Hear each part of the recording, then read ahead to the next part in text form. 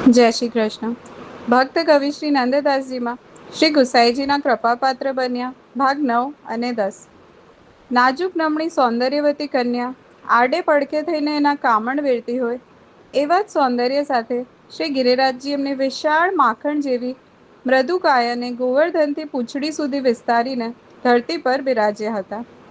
દંડવતી શિલાને દંડવત કરી નંદદાસજી મુખારવિંદના દર્શન કરી મુખારવિંદ સ્વામીની શ્રી વલ્લભની બેઠકમાં પાય લાગણ કરી ગિરિરાજજી પર હળવી ગતિએ ડગલા મૂકતા શિખર પર બિરાજતા શ્રી ગોવર્ધનનાથજીના દર્શન કરવા મંદિરમાં પહોંચ્યા.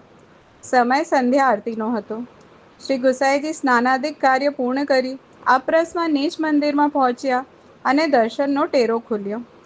નંદદાસજીને શ્રી ગુસાઈજીએ કીર્તન ઘરમાં દર્શન કરવા અને શ્રી સૂરદાસજી, કુંભનદાસજી, પરમાનંદદાસજી, છીત સ્વામી ઇત્યાદિ કવિઓ સાથે પરિચય કરાવવા કૃષ્ણદાસ અધિકારી સાથે મોકલી દીધા.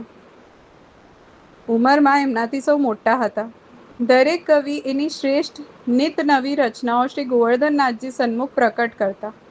નંદદાસે શ્રી ગુસાઈજીની માનવ શક્તિ પરીક્ષણની કલા માટે માન થયું. શ્રી ગોવર્ધનનાથની સન્મુખ 8 સામાના દર્શન દરમિયાન પુષ્ટિ સંપ્રદાયના આ ધુરંધરો એમના એક પછી એક પદ રજૂ કરી રહ્યા હતા. ત્યાં જ કુંભનદાસે નંદદાસજી નજદીક આવી એમના ખભા પર એમનો પ્રેમાળ વૃદ્ધ હાથ મૂકી કહ્યું, જુવાન તારી ઓળખ? ચહેરા પરના હાવભાવ જોતા લાગે છે કે તું કોઈ મારા વાલાનો કવિ જીવ છે. ચાલ હું તને અન્ય કવિ મિત્રોનો પરિચય કરાવું. કહેતા વૃદ્ધ કુંભનદાસે ચહેરા પરથી વ્યક્તિને ઓળખવાનો ઉદ્યમ શરૂ કર્યો.